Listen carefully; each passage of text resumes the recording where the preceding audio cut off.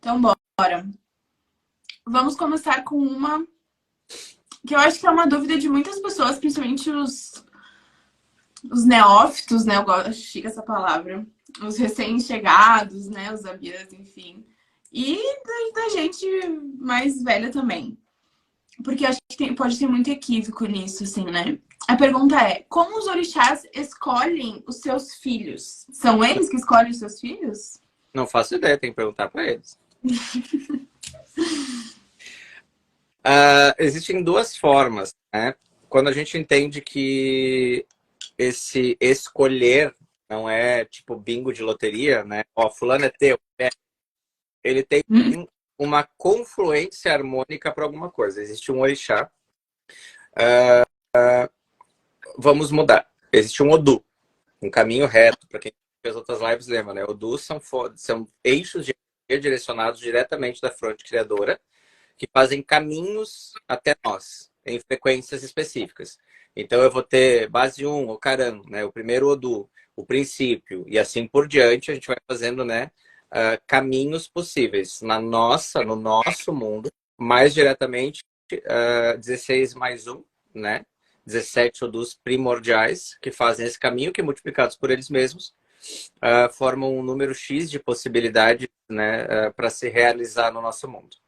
Existe um Odu que nos traz para o planeta, tá? Esse Odu primordial é o nosso caminho planetário. Teoricamente, todo o universo foi gerado em Ocaram porque é o princípio básico e a partir daí se prisma. Então, todo mundo tem o primeiro Odu na sua essência primária, porque é o princípio de tudo, né? Então, o universo tem um Odu primário, que é o princípio gerador, o princípio bit-byte, é positivo, negativo, 0, 1. Esse primeiro princípio existe em todas as essências, nós temos pelo princípio do Big Bang isso. A partir daí, então, todos temos o primeiro Odu a ser gerado, o segundo Odu a ser gerado, né?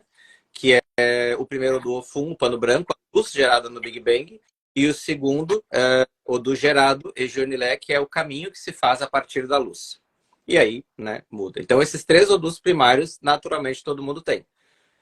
Podendo ser um desses, ou qualquer um dos outros Odus, o que traz o ser humano para o mundo. Então, eu tenho um Odu primário que me traz para esse mundo aqui.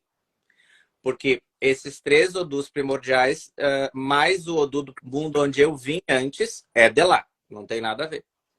O Odu que me traz para esse mundo, um exemplo bem bobo, assim. Suponhamos que eu vivesse em Marte, ok? E daí eu vim expurgado para cá, purgado para cá, né? O Odu que me trouxe, o caminho que me trouxe, gera, ou vem através dele, com a confluência do Odu que gerou o nosso planeta, um orixá primordial. Que teoricamente me acompanha em todas as encarnações.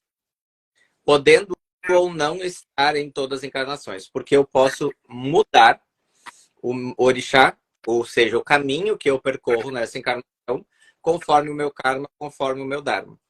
Então, por exemplo, assim, se você tem esses três dos primordiais, né? O Karan, Ofum, Ejionilé, pelo potencial de crescimento no nascimento do universo, que gera o planeta.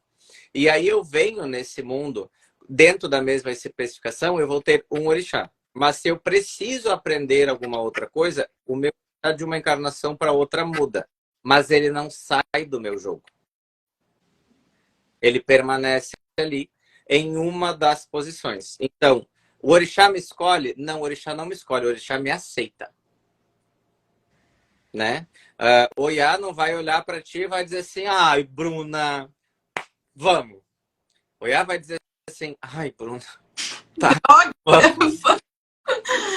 Porque nós, para concluir um processo de aprendizado dentro do nosso processo evolutivo, nós precisamos encaixar num caminho possível. Dentro desse caminho possível, vários orixás se manifestam.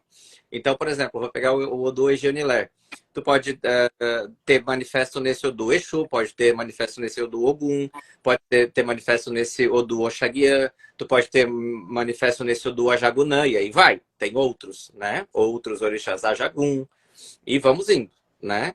Só que se eu preciso de discernimento com relação a todas as loucuras que eu já fiz, Exu não é um bom pai para isso. Então eu preciso uma confluência de outro Odu dentro de Ejionilé. Quem teoricamente assinaria esse tratado de ganhar cabeça é o Xaguiã, porque ele é o orixá que vai construir a cabeça no decorrer do tempo de feitura e de iniciação, né? Então eu tenho que me encaixar nessa vibratória e o orixá me abraça, me aceita, me assume, me adota durante esse movimento. É sempre o mesmo? Não. A menos que você já seja feito no santo, tenha completado todo o seu período, completado todas as suas obrigações, esse orixá pode voltar ao Ajuntó como ancestral divinizado. Pode, não tem problema nenhum. Porque, na verdade, esse orixá é uma parcela tua que já deu certo, que vem te auxiliar. Já que o tempo não existe, então você nasceu, viveu e pode reviver aquilo com outra personalidade paralela à sua. Por exemplo, suponhamos que na outra vida você tivesse sido uma grande sacerdotisa da Terra, concluído todos os caminhos, né, no culto à Grande Mãe. Naná aparece nesse teu novo Ajuntó como uma matriarca para te ensinar aquilo que nessa vida não está sendo fácil de aprender. Acho que eu compliquei, né? Não, na verdade, foi bom. A referência de vir de Marte conseguiu fazer um bom caminho para explicar o Du. Como sempre, muito boas referências, papai. Então, fazendo um resumão, o orixá nos aceita, nos assume, né? Não nos escolhe. Necessidade encarnatória. É a nossa necessidade, exatamente.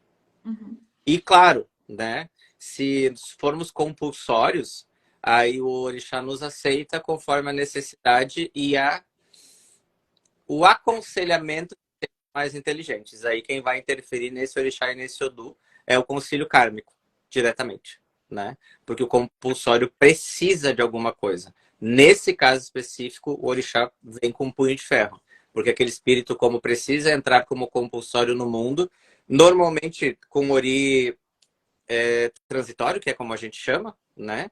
Ou oricento, que é aquele que a obrigação nunca é suficiente, aí o orixá tem um pulso muito firme mesmo, né? Mão de chumbo, mão de tijolo, mão de aço, é a mão pesada para fazer as coisas, é uma característica quem tem oduto transitório e foi compulsório, nascido compulsório.